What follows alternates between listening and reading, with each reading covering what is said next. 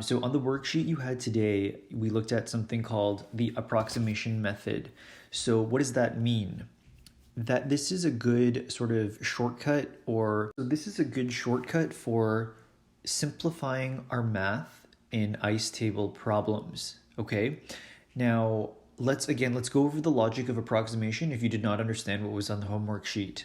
Let's remember what this means. KC or KEQ, if I have a value of 1.0 times 10 to the power of negative 10, this is from the one of the first lessons we did, or the KEQ lesson. This value is so small. By the way, just remember that KEQ, once again, this is products over reactants, concentration. Okay, so if my KEQ expression, if my value is 1 times 10 to the negative 10, this means that I have all reactants. Okay, just again, look at my ratio. So I have like, I don't want to say, well, definitely it's not 0, but I have very, very little products and majority reactants. And what this actually means is that if this is the value I have, the reaction didn't even really start. So I have all reactants at the beginning, and basically no products were formed. So products are almost 0, okay, because this number is so small. Okay, so in a situation like this, I think this is one of the homework questions from your handout. So if I have two, I'm not going to do the whole question, but just get you started on this. So 2 CO2 gas becomes 2 CO. Again, this is homogeneous, so gas plus O2 gas. KC or KEQ, remember that's the same thing, equals 2 times 10 to the power of negative 6. Now, this value is a very, very small number.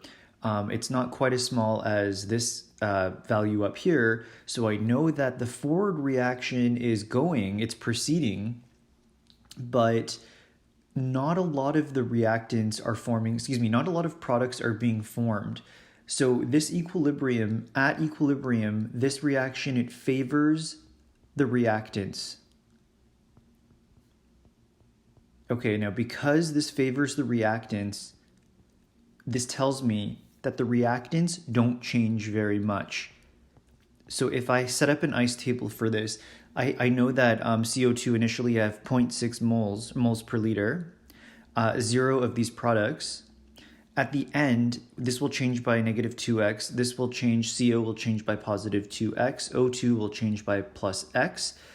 At the end, at equilibrium, I'm still going to have lots and lots of reactant. Okay, so look over here. Look at what our KEQ means. I'm going to favor the reactants, which means that basically my x value over here, I'm going to make an assumption. I'm going to say that it's, I'm going to assume that it's so small that it's basically 0. And so therefore my equilibrium concentration of carbon dioxide is going to be 0.6 moles per liter.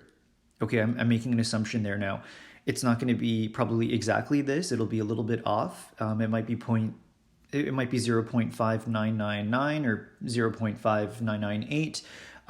But I'm going to assume that, again, because my KEQ is so small, that this is just an assumption I'm going to make. Okay, and it's pretty valid. Now, the products over here, I'm not actually going to put 0 for X over here because, once again, I am going to have products formed. So on the product side, I'm not just going to say, if I said X was 0 here as well, then my products would be 0 and 0. And that's not necessarily true either, because I do have a KEQ value up here. So I know that there are some products. So I know that this is going to be 2X and this is going to be X. And again, the value of X is going to be very, very small.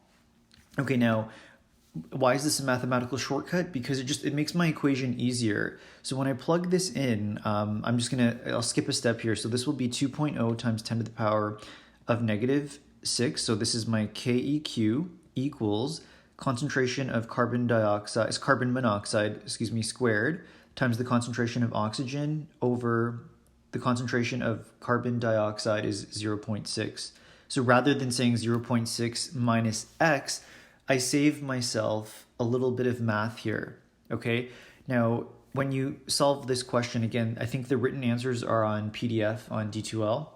When you do this, this will become a cube. So let me just write this in a different color. So this up here, this will become a cube function, but that's okay because I can actually, it's a perfect cube. So I can cube root both sides to basically solve for x.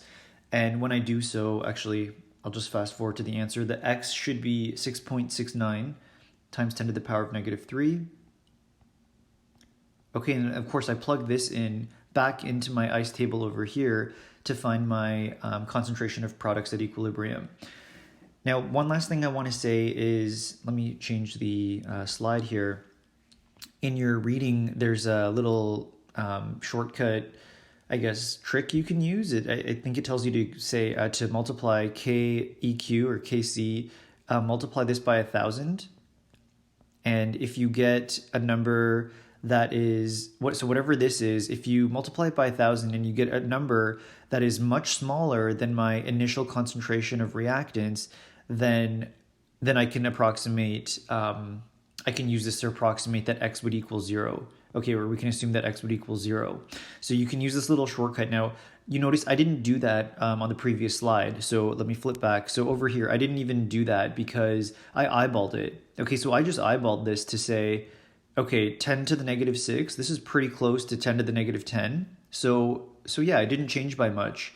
Now, if you have a question that is, you're not really sure, so if you have a K value of, I don't know, 1.0 times 10 to the negative 4, in this case, it would not be a bad idea to take this value, multiply it by 1,000, and if the answer that you get is still smaller than my initial concentration of the reactants, then I can approximate that x is 0.